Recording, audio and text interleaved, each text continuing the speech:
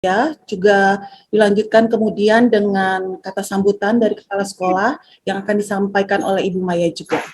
Kami persilakan Ibu Maya. Ya. Bapak dan Ibu yang saya hormati, mari kita berdoa bersama-sama.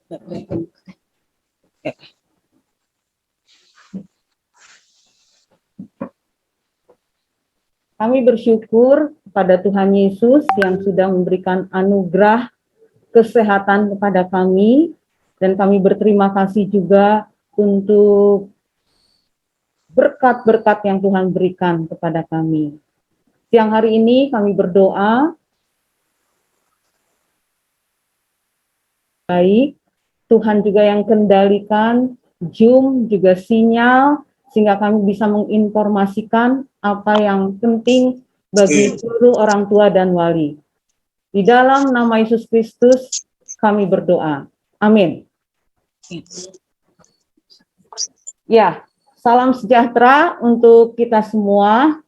Kita bersyukur untuk siang hari ini, Tuhan sudah memberikan kesempatan bagi kita untuk berjumpa, walaupun lewat Zoom ya. Nah, tadi pagi kita sudah mengadakan ibadah awal tahun. Ya, kita bersyukur bisa berjalan dengan cukup baik, tapi memang kita harus akui ada kendala ya.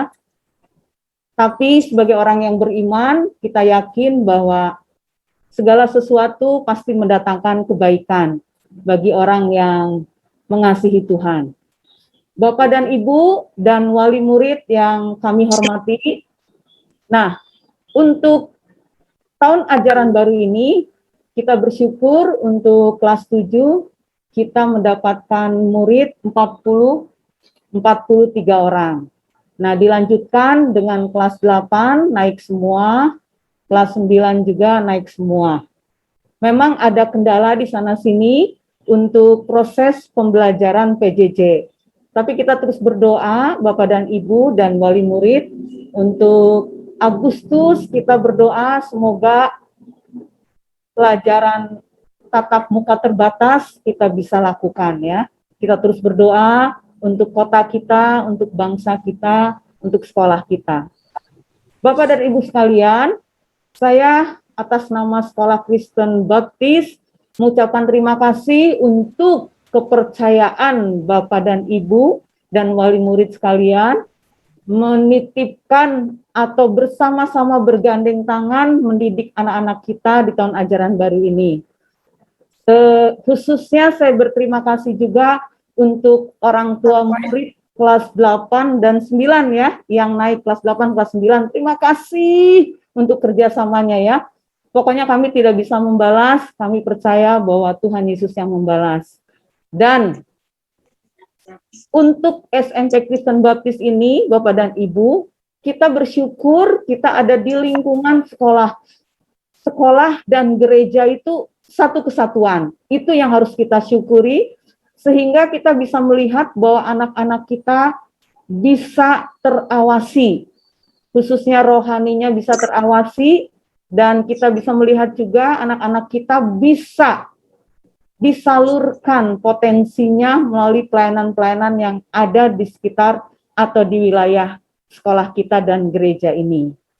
Nah, dan saya berterima kasih juga untuk orang tua dan wali kelas 7 yang mempercayakan anaknya, keponakannya, dan semua mungkin cucunya untuk bersekolah di sekolah baptis. Saya katakan bahwa sekolah ini memang unik, Sekolah Kristen Baptis Bandung ini. Jadi satu dengan yang lain itu kekeluargaannya cukup kuat ya.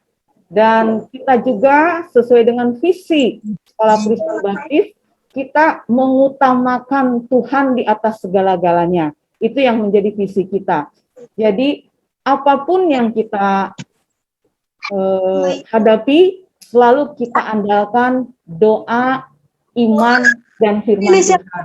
Kita berharap di tahun ajaran baru sekarang ini, kita akan semakin ya membuat anak-anak kita punya karakter yang seperti Kristus. Mari Bapak dan Ibu, kita kerjasama yang sudah baik, kita lanjutkan semakin baik ya. Kita bergandeng tangan untuk mendidik anak-anak kita menjadi generasi yang mampu menghadapi zaman yang saya percaya akan semakin sulit. Akhir kata, sekali lagi saya berterima kasih kepada Bapak dan Ibu dan wali murid yang sudah bekerja sama dan mempercayakan anak-anaknya sekolah di Kristen Baptis. Tuhan Yesus memberkati. Baik, terima kasih untuk Ibu Maya yang sudah membuka pertemuan ini dengan doa dan dilanjutkan dengan kata sambutan. Baik, untuk selanjutnya Pak Dodi, kita akan memperkenalkan guru-guru bidang studi yang akan mengajar anak-anak kita selama tahun ajaran 2021-2022. Silakan Pak Dodi, saya akan menjelaskan cepat tapi mudah-mudahan jelas ya, dengan profil gambar. Yang pertama Pak Heru menjabat sebagai koordinator kepala sekolah dan juga akan mengajar bidang studi IPS di kelas 9. Silakan Pak Dodi. Oke, berikutnya Ibu Maya. Ibu Maya adalah kepala sekolah SMPK Baptis. Ibu Maya juga akan mengajar PPKN di kelas 7 dan 8. Oke, next. Oke. Saya sendiri, saya biasa dipanggil Mem Joan. Saya tahun ini menjadi wali kelas 9, mengajar juga bahasa Inggris di kelas 7, 8, 9, dan juga memegang bagian humas sekolah. Kemudian Ibu Ani adalah wakil kepala sekolah bagian kurikulum. Beliau juga mengajar bahasa Indonesia di kelas 8 dan 9. Dan beliau juga menjabat wali kelas 8. Oke, next Pak Dodi. Oke, Ibu Yuli. Ibu Yuli adalah Wakasek atau wakil kepala sekolah bagian kesiswaan. Dan Ibu Yuli mengajar di bidang pendidikan agama Kristen di kelas 7.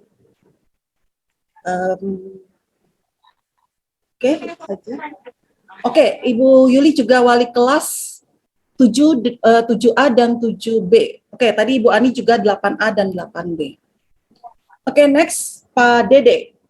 Pak Dede adalah guru bidang studi bahasa Sunda di kelas 7 dan 7, 8, 9. Oke, berikut.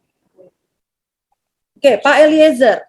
Pak Eliezer tahun ini masih mengajar di bidang pendidikan agama Kristen, memegang kelas 8 dan kelas 9. Ibu Dormauli. Ibu Dormauli mengajar di bidang mata pelajaran IPS dan PKN. IPS itu di kelas 7 dan 8, dan PKN itu di kelas 9. Ibu Megawati mengajar mata pelajaran matematika kelas 9, dan untuk ada responsi juga nanti. Kemudian Ibu Rike adalah guru mata pelajaran IPA, khususnya di biologi, di kelas 8 dan 9. Pak Yoyo juga guru mata pelajaran IPA di bidang fisika, kelas 8 dan 9. Oke, next Pak Dodi. Oke, Sensei Gita tahun ini masih tetap sama seperti tahun lalu, mengajar di mata pelajaran prakarya dan bahasa Jepang di kelas 7, 8, 9. Pak Adi Robertus, sama juga, masih sama dengan tahun lalu. Beliau mengajar di bidang mata pelajaran SBK kelas 7, 8, 9. Lotse Lydia mengajar mata pelajaran bahasa Mandarin di kelas 7, 8, dan 9. Oke, next. Oke, Mem Fitri. Mem Fitri, tahun ini kita ada pembagian bahasa Inggris, mata pelajaran bahasa Inggris itu dikhususkan untuk percakapan atau conversation. Ini dipegang oleh Mem Fitri. Mem Fitri akan mengajar conversation di kelas 7, 8, dan 9. Pario. Pario akan mengajar mata pelajaran PJOK atau olahraga di kelas 7, 8, dan 9. Berikut Panenda. Panenda akan mengajar mata pelajaran IPA di kelas 7 saja. Next. Oh, sudah selesai. Baik, itu saja Bapak Ibu, nanti perkenalan lebih lanjut mungkin pada saat anak-anak akan mengikuti PJJ. Begitu ya Bapak Ibu. Baik, berikutnya kita akan melanjutkan mendengarkan presentasi yang berkaitan dengan pembelajaran daring yang akan disampaikan oleh Pak Heru. Oke, untuk waktu dan tempat kami persilakan Pak Heru.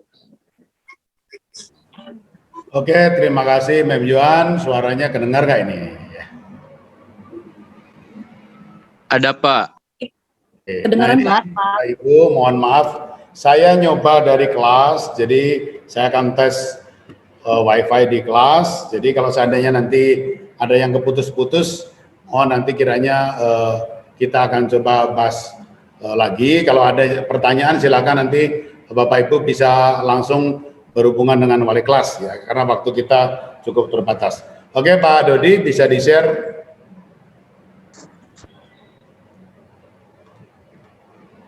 Oke Bapak Ibu, kita bicara tentang penilaian ya. Jadi ada beberapa yang ada perubahan. Contohnya dulu Bapak Ibu akan mengenal KKM ya. Sekarang Bapak Ibu kenalnya KBM, jadi kriteria belajar minimum. Nah di sekolah kita rata-rata KBM-nya 75. Ya, jadi nanti standar minimum nilai yang Bapak Ibu nanti bisa lihat karya dari putra-putri kita itu KBM. Lalu ada penilaian harian. Untuk penilaian harian karena kita masih pembelajaran online, jadi Bapak Ibu nanti kita share ya, jadi PPT-nya kita share ke Bapak Ibu. Penilaian harian, jadi penilaian harian ini bisa diambil ulangan, bisa juga guru membuat aturan apabila tugas yang diberikan oleh guru kepada anak-anak dan tugas ini sudah memiliki bobot layak untuk ulangan harian, itu bisa juga disebut nanti ulangan harian ya. Jadi nanti Bapak Ibu bisa melihat dari apa yang nanti disampaikan. Kalau ada pertanyaan silakan, lalu itu disampaikan oleh Bapak Ibu guru. Lalu PTS ya, penilaian tengah semester. Penilaian tengah semester itu ada dua, tengah semester ganjil yaitu kurang lebih sekitar akhir Maret, lalu penilaian tengah semester genap kurang lebih nanti di awal Oktober. Penilaian akhir semester nanti di akhir November dan awal Desember. Lalu penilaian akhir tahun itu nanti pada bulan akhir Mei. Silakan Pak Dodi. Oke. Evaluasi yang diberikan, jadi penilaian yang diberikan oleh guru-guru kita kepada anak-anak kita. Yang pertama adalah kehadiran dalam kegiatan belajar di dalam kegiatan pembelajaran online itu ada poinnya. Termasuk nanti nilai sikap itu ada di sini. Kehadiran, tepat waktu, terus dia diminta untuk open cam dan sebagainya itu ada penilaian. Yang kedua, penyelesaian tugas-tugas. Ya, tugas-tugas yang diberikan oleh guru, apakah tugas langsung pada saat PJJ berlangsung atau tugas yang diberikan oleh guru di dalam Google. Lalu ulangan harian tadi saya sudah sampaikan. Ulangan harian itu tidak selamanya dalam bentuk tes. Tes itu sebelumnya Pak Budi, tes itu bisa tes tertulis dan tes lisan, tetapi tugas-tugas juga ulangan harian, lalu penilaian tengah semester, penilaian akhir semester, dan portofolio. Ya, nanti kita akan ketemu lagi dengan STEM. Anak harus membuat sesuatu produk atau karya yang kita belum tentukan materinya apa. Ini berhubungan dengan nilai untuk beberapa mata pelajaran. Silakan Pak Dodi. Perhitungan nilai rapor, ya, ada 70% penilaian harian. Harian itu ada tugas PJJ, ulangan harian, PTS, portofolio, dan nilai sikap. Lalu 30% nilai PAS atau PAT. Jadi penilaian akhir semester untuk nilai semester 1 dan PAT untuk nilai semester 2 atau nilai kenaikan kelas. Silakan Pak Dodi. Nah, syarat kenaikan kelas. Maksimal mata pelajaran di bawah kriteria pembelajaran minimum. Ya, jadi Anda boleh di bawah 2 nilai di bawah KBM atau kriteria belajar minimum, tetapi kita biasanya minta untuk tetap anak bisa remedial. Jadi karena kenapa kita minta remedial, nilai rapot ini Bapak Ibu perlu Bapak Ibu tahu memiliki bobot dan ini sangat berarti karena pada saat anak itu nanti melanjutkan studi di SMA gitu, ya. Itu karena itu makanya kami minta kalau bisa semua siswa bisa di nilainya di atas KBM. Ya. Lalu kehadiran siswa dalam mengikuti KBM ini mohon dicermati karena kita masih PJJ sampai dengan nanti pemberatan dari kota dan dinas pendidikan kota. Kita akan tatap muka terbatas. Untuk sementara kami minta capaian kehadiran 80%. Lalu penilaian sikap baik. Sikap itu dari kehadiran dalam PJJ. Saya kira sih anak-anak kita selama ini ya, bersikap baik ya. Kecuali dalam nanti kehadiran PJJ, terus pengumpulan tugas tepat waktu dan sebagainya. Silakan Pak Dodi. Ini penilaian portofolio. Penilaian portofolio adalah teknik penilaian yang dilakukan dengan cara menilai hasil karya peserta didik berupa kumpulan tugas, karya, prestasi, akademik, non-akademik yang dikerjakan oleh peserta didik. Jadi semua kegiatan peserta didik itu ada poinnya. Termasuk Bapak Ibu guru selain STEM nanti pengumpulan karya siswa untuk membuat sesuatu. Ya karena pembelajaran online kan tidak hanya kognitif aja ya. Jadi keterampilan-keterampilan yang diharapkan yang diberikan oleh Bapak Ibu guru silakan nanti anak-anak bisa kerjakan dengan baik. Lalu kumpulan ini menggambarkan minat, perkembangan prestasi, kreativitas.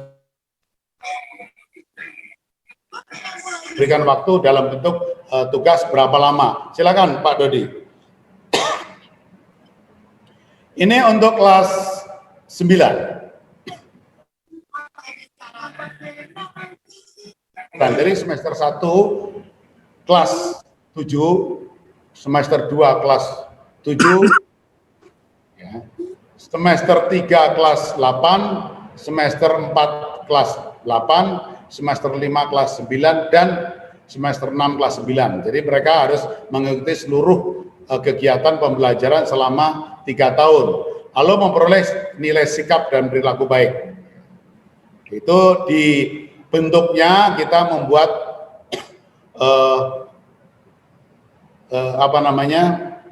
bukti fisik, surat keterangan berkelakuan baik. Lalu mengikuti ujian yang diselenggarakan sekolah. Sekarang tidak ada ujian nasional, adanya ujian sekolah. Silakan Pak Dodi. Oke, asesmen nasional. Ini Bapak Ibu, asesmen nasional ini adalah pengganti UN. Pengganti UN. Tetapi kalau ujian nasional diperuntukkan kelas 9. Nah, AKM ini, asesmen nasional ini diperuntukkan bagi kelas 8. Yang nanti rencananya pada bulan Oktober. Jadi anak-anak kelas 8 mengikuti ujian asesmen yang diberikan oleh pemerintah. Nah, asesmen ini ya penilaian terhadap mutu setiap sekolah atau madrasah dan program kesetaraan yang lain jenjang dasar dan menengah. Nah, mutu satuan pendidikan. Jadi soalnya nanti ada literasi bacaan, numerasi dalam bentuk angka-angka, hitungan angka-angka. Kalau zaman dulu kan ada hitungan matematika, misalkan anak diminta orang tuanya membeli barang ini dengan harga sekian, atau dia menabung dengan bunga sekian, nah, dan seterusnya, itu numerasi. Lalu karakter. Jadi di soal itu nanti akan ada soal-soal yang berhubungan dengan pembiasaan di rumah, pembiasaan di sekolah, itu soalnya ada di situ. Jadi keseluruhan dari murid itu akan ditanyakan, anak harus mengisi AKM ini. Nah, ini AKM ini sangat penting bagi proses pendidikan anak-anak kita di sekolah kita. Terus Pak Dodi, tujuan asesmen nasional perlu dilakukan untuk meningkatkan mutu pendidikan. Asesmen dirancang untuk menghasilkan informasi akurat untuk memperbaiki kualitas belajar mengajar dan pada gilirannya akan meningkatkan hasil belajar murid. Jadi kalau nanti hasilnya seperti apa itu dipergunakan, nanti ada evaluasi apa yang perlu dibenahi dan diperbaiki di sekolah kita. Asesmen nasional bertujuan untuk menunjukkan apa yang seharusnya menjadi tujuan utama sekolah, yakni mengembangkan kompetensi dan karakter murid. Jadi anak didik kita, ada di kita itu bukan, oh yang penting anak kita pinter saja. Pinter saja tidak cukup Bapak Ibu. Karena kalau sekarang dunia kerja kan yang diminta hanya bukan IQ saja.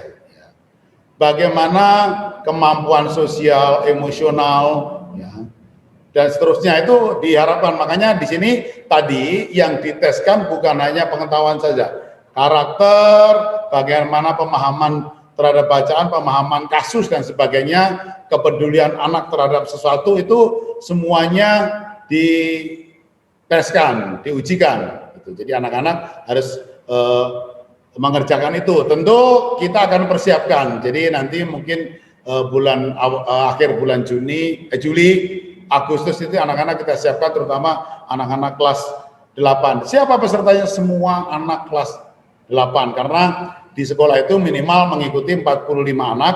Nah, anak kita kan nggak ada 45, jadi semua anak mengikuti asesmen ini. Silakan Pak Dodi.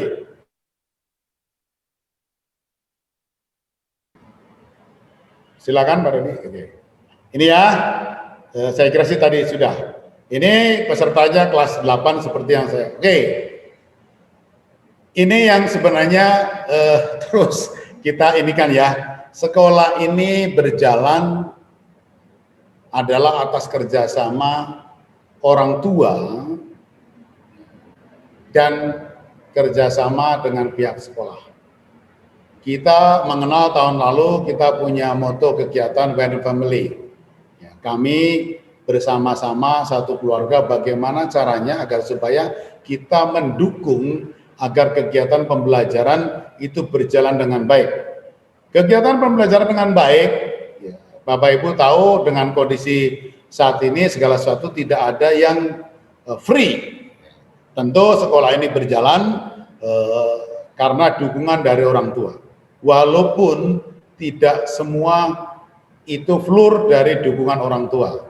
Nah, oleh karena itu dari yayasan membuat kebijakan karena kondisi uang sekolah tidak ada kenaikan bagi anak-anak kita kelas 8 dan kelas 9, tetapi bantuan atau istilahnya zaman dulu potongan itu tidak ada. Lalu Bapak Ibu, uang sekolah wajib diselesaikan sebelum tanggal 10 lewat virtual account yang dimiliki anak-anak kita. Tanggal 19 tentu untuk bulan Juli rasanya sudah waktunya untuk kita bersama-sama menyelesaikan tugas dan tanggung jawab kita, gitu ya. Mungkin dari saya cukup itu. Saya serahkan untuk ke rekan-rekan yang lain. Waktu kita ada 30 menit, nanti kalau ada tanya jawab nanti boleh, nanti misalkan tanya jawab bisa di wali kelasnya masing-masing saja, nanti kita bisa bahas, kita bisa chat lewat WA. Oke, saya persilakan kembali MM Yuan, terima kasih. Baik Pak Heru, terima kasih untuk penjelasannya. Untuk berikutnya, saya persilakan untuk Ibu Ani di bagian kurikulum untuk menjelaskan secara singkat kalender akademik SMP Kristen Baptis dan juga jadwal pelajaran yang akan diikuti oleh anak-anak kita. Silakan Ibu Ani.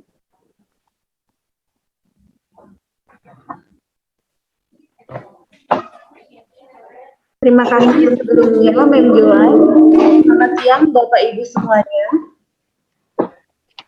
Perkenankan, siang hari ini saya menyampaikan kalender akademis SMPK Baptis untuk 1 tahun yang akan datang. Sudah kelihatan, Mem? Sudah. Ya, oke, baik. Untuk kalender akademik semester pertama, Juli, saya akan jelaskan secara cepat saja ya Bapak Ibu, nanti akan saya share untuk kalender akademiknya. Untuk Juli di tanggal 19 itu ada 3 kegiatan, kebaktian, parent meeting, dan MPLS. Itu sudah kita lakukan bersama. Tanggal 20 besok itu hari libur Idul Adha. Kemudian beralih ke Agustus 2021, tanggal 11 ini hari libur Tahun Baru Islam. Tanggal 16 upacara dan peringatan HUT RI. Tanggal 17 libur Hari Kemerdekaan RI ke-76. Tanggal 18 Pesta Rakyat. Pesta Rakyat ini nanti akan dikoordinasi oleh OSIS. Tanggal 9 dan tanggal 31 itu masa supervisi. Supervisi yang dimaksud untuk guru, mohon maaf.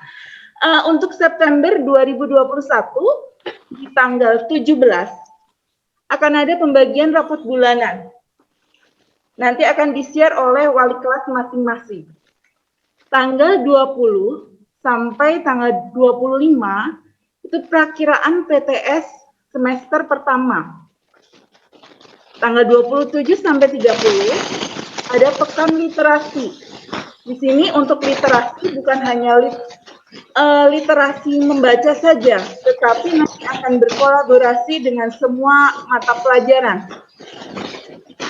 Tanggal 27 dan 30 sampai 30 ada 3 kegiatan, yang tadi pekan literasi, yang kedua rencana pelaksanaan AKM kelas 8 itu di September. Yang ketiga, pemilihan pengurus OSIS tahun ajaran 2021-2022. Untuk Oktober, di tanggal 8, ada pembagian rapot SPS. Tanggal 20, libur, Maulid Nabi. Tanggal 11 sampai tanggal 15, yang perlu digarisbawahi, akan ada program STEM.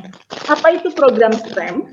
Program STEM itu sebuah pembelajaran, tadi sudah sedikit dijelaskan oleh Pak Heru, bahwa anak-anak bisa berkolaborasi dengan temannya atau dengan teman yang hobinya sama. Jadi tidak hanya untuk menyelesaikan permasalahan di menjawab soal-soal pertanyaan, tetapi menyangkut di fokus pada hal-hal yang terjadi di dalam kehidupan. Dan mereka akan belajar menyelesaikan permasalahannya. Di tanggal 25 sampai tanggal 29, muncul lagi pekan literasi dan bahasa. Jadi, kenapa literasi akan selalu muncul? Ya, karena untuk menunjang anak menyukai membaca dan lainnya. Nanti akan gabungannya ke AKM yang akan dilaksanakan. Jadi, ketika anak senang membaca, mereka akan membaca dengan teliti. Di November, di tanggal 12, kita akan ada LDK pengurus OSIS. yang baru. Tanggal 19 pembagian rapat bulanan. Tanggal 29 sampai 30 kita sudah berada di penghujung semester 1. Jadi akan ada penilaian akhir semester 1 yang akan dilanjutkan ke Desember di tanggal 1 sampai 6. Tanggal 14 sampai 15 persiapan Natal. Tanggal 16 Natal siswa. Tanggal 17 pembagian rapot semester 1. Dengan titi mangsa di tanggal 23. Untuk kalender akademik di semester 1 cukup sekian. Kita akan melaksanakan sesuai dengan kalender akademik Dinas Pendidikan Kota Bandung, tetapi tidak menutup kemungkinan ketika kalender Dinas Pendidikan Kota Bandung berubah, kita juga akan mengubah sesuai dengan kalender yang baru. Kita beralih ke semester 2. Di Januari, kita akan mulai pembelajarannya di tanggal 10. 10 nanti akan ada kebaktian awal semester genap. Tanggal 24 sampai tanggal 28 Januari, perakiraan TO pertama untuk kelas 9. Februari di tanggal 1, libur Imlek. Tanggal 14, lomba Hari Kasih Sayang. Jadi bukan perayaan ya, tapi lomba-lomba itu nanti akan dikoordinasi oleh OSIS dan pengurusnya. 21 sampai 25 perakiraan TO2 untuk kelas 9. Tanggal 25 pembagian rapot bulanan. Tanggal 28 libur Isra Mi'raj. Kita beralih ke Maret. Maret di tanggal 3 itu ada libur Nyepi. Tanggal 7 sampai tanggal 11 ada perakiraan TO ketiga dan PTS semester kedua untuk kelas 7 dan 8. 14 sampai 18 ada kegiatan Pekan Literasi STEM dan Bandung Masagi.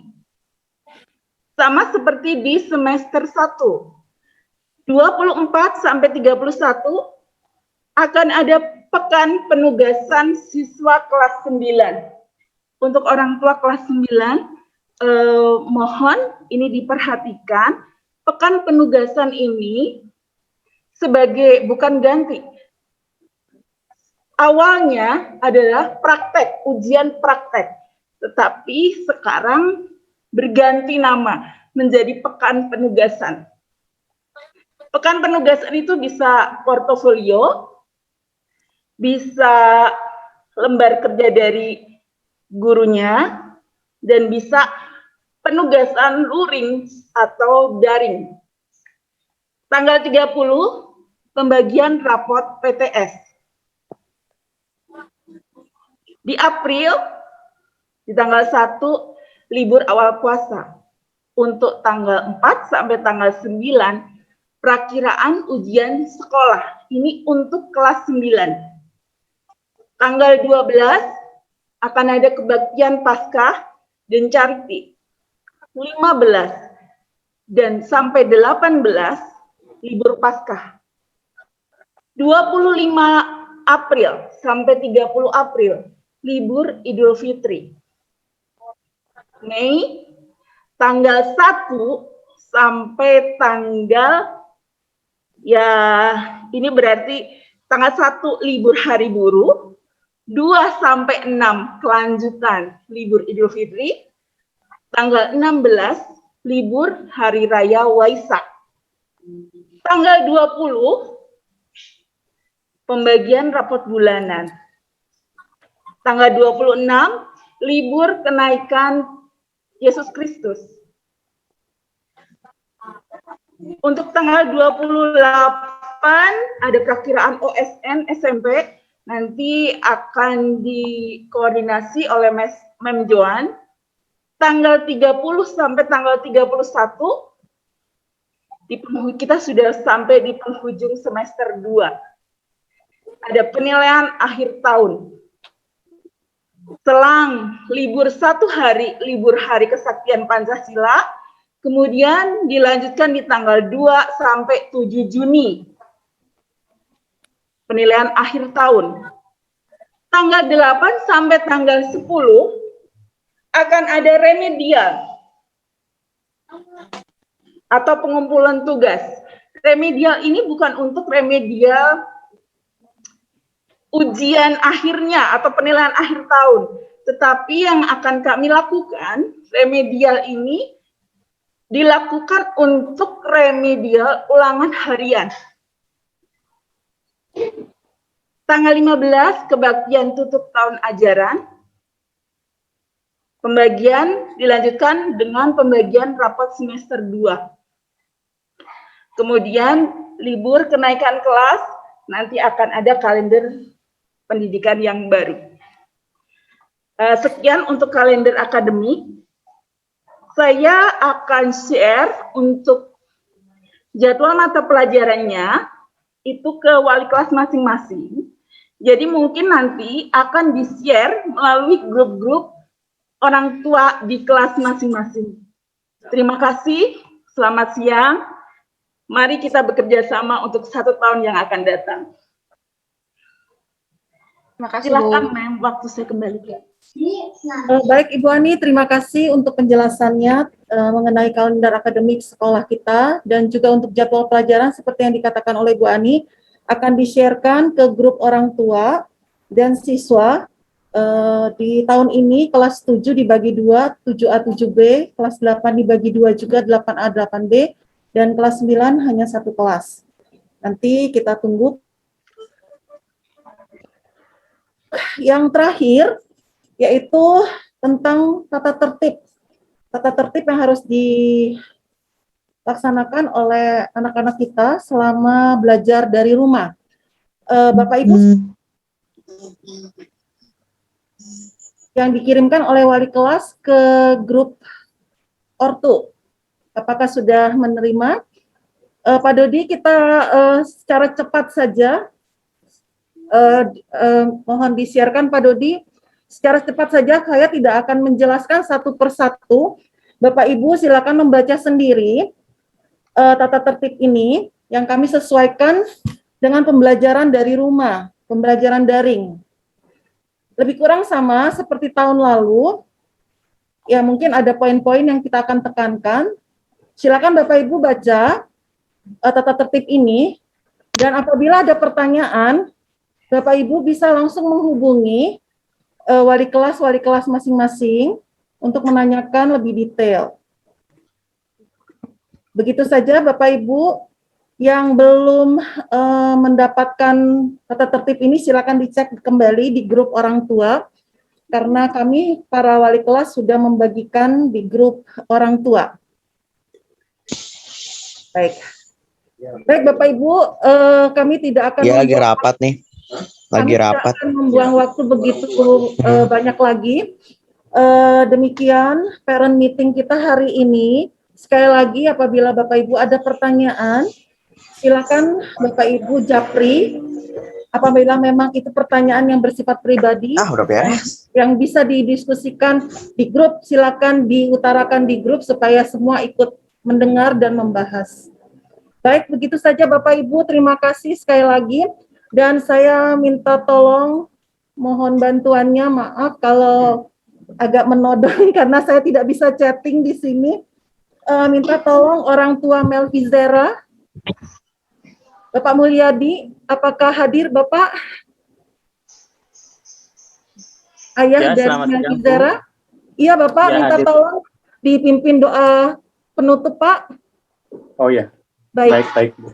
Mari Bapak Ibu kita berdoa, kita tutup parent meeting ini dengan doa. Silakan Bapak. Mari kita satu dalam doa. Bapa yang di surga, di dalam nama Tuhan Yesus Kristus, kami bersyukur padamu ya Tuhan. untuk kesempatan siang hari ini ketika kami boleh mengadakan parent meeting. Kami sebagai orang tua bersama dengan Sivitas Akademika SMPK Baptis boleh mengadakan pertemuan dan perencanaan pendidikan selanjutnya. Kiranya apa yang kami rencanakan boleh berjalan dengan baik, dan semua itu atas kasih dan pertolongan-Mu saja. Di dalam nama Tuhan Yesus Kristus kami berdoa dan bersyukur. Haleluya. Amin. Amin, Bu. Terima kasih. Terima kasih Bapak. Terima kasih Bapak Ibu untuk semuanya. Selamat siang, sehat selalu. Terima kasih Bu. Terima kasih, Bu. Terima kasih. Terima kasih Bu. Terima kasih Bu. Yesus memberkati. Terima kasih Bu, Tuhan Yesus memberkati. Terima kasih semuanya. Terima kasih.